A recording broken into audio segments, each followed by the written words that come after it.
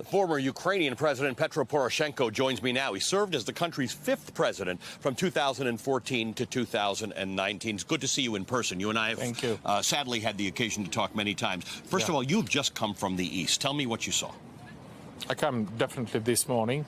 I was near Bakhmut. I was on the meeting with our soldiers and our assault brigade throughout all line of the front, from the Ugledar and Mariinka until the Kreminna.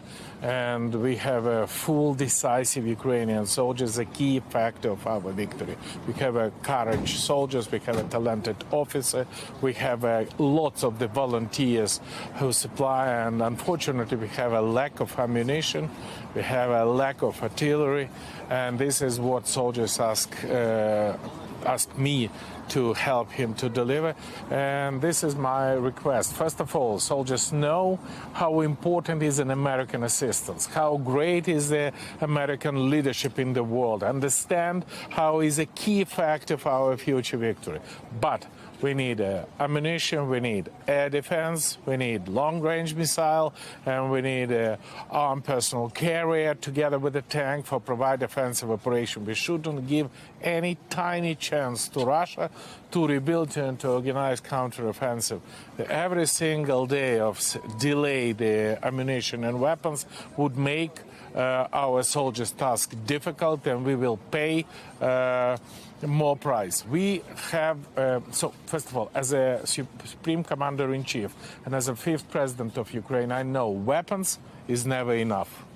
But I can tell you we have enough weapons to withstand with Putin, and we have absolutely not enough weapons for our successful offensive operation. This is a big distinction, right? The ability to withstand you have proved in the last year with the help from NATO and the West. But you are worried that if it becomes a stalemate, Russia is a much bigger country. It might not be able to rally its troops right now, but it can let people out of the prisons and keep on sending people into what looks in the East like World War I, World War II type warfare. They're just sending people out.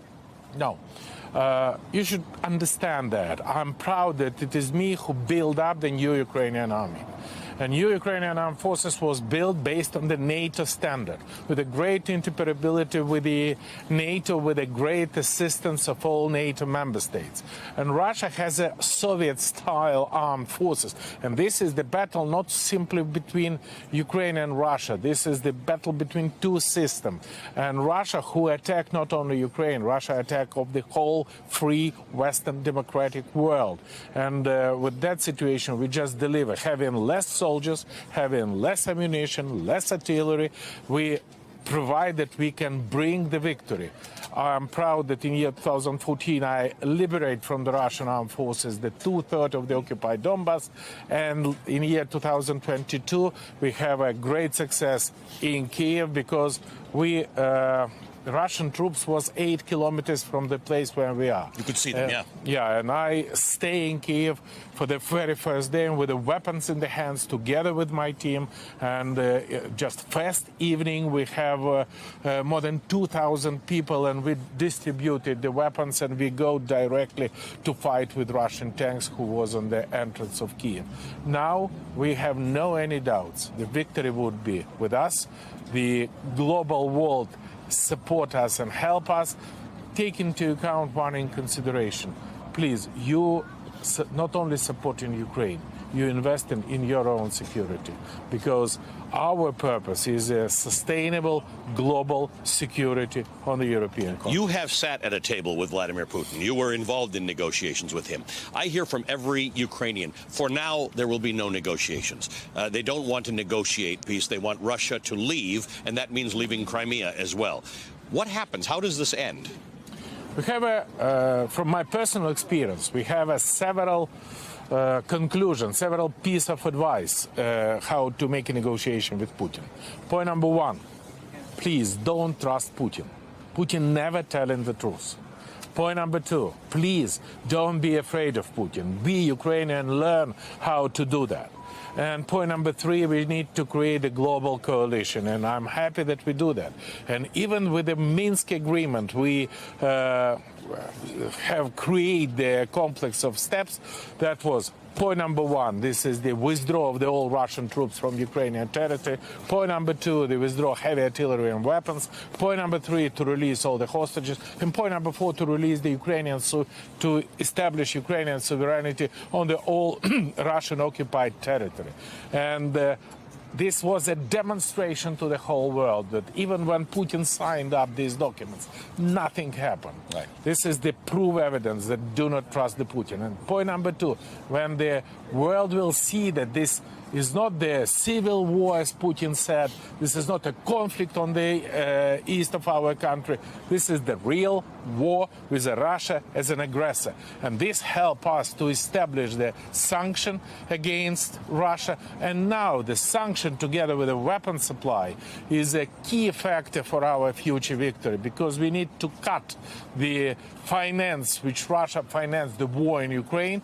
And that's why we need to cut export from Russia to the whole free world. And the effective cooperation in weapon supply, in sanction, effective cooperation in justice for the tribunal for Putin, financial support of Ukraine, and very, very important key factor, future membership of Ukraine in NATO. Without this NATO security guarantee, nothing can happen. Well, they're talking, even the Republicans in the U.S. are talking about fast-tracking Sweden and Finland. They want it done, Mitch McConnell said, by summer, certainly by the end of 2023. You know Joe Biden. You know these leaders. There seems to be starting to be a break. We heard two former UK prime ministers say, give them the jets they want. We heard some people in the United States saying, give them the jets they want. Yesterday, President Biden told ABC News, not now. I know Joe Biden as a vice president and as a president very, very long time. And the Biden phrase, no, means not now. And that means that nobody knows, maybe it can happen in 3, 4, 5 months. But please, don't make a F-16 as a symbol. Because for our victory, we need, first of all, ammunition, tank, armed personnel carrier, air defense, long-range missile, which is critical because we need to attack the Russian logistic, Russian critical And that's, you're talking about doing that in Russia. And because that's the worry, right? Yeah. You take long-range mississiles and you hit them into Russia. No, is NATO involved in a war? No. We're speaking about to attack occupied territory. And the last thing, the jet fighter, we need just to organize air defense, just to stop Russian dominance in Ukrainian sky. Because in the year 2014, I created the air defense for Kiev. And that was so effective that even in the year 2022, on the 24th February, Russia do not reach the results to destroy the Ukrainian air defense system. And I am proud to do it. But F-16 would be a game changer. If you want to have the victory faster, definitely with the F-16 we can reach these results significantly more faster. I appreciate the time you've always taken to meet with us since the beginning of this war, and again today. Thank you, sir. And I want to thank the MBC for the extremely effective work in Ukraine, delivering truth about Ukraine to the whole world. And you are absolutely great job. Thank you, sir. Thank you, Mr. President. We'll see you again.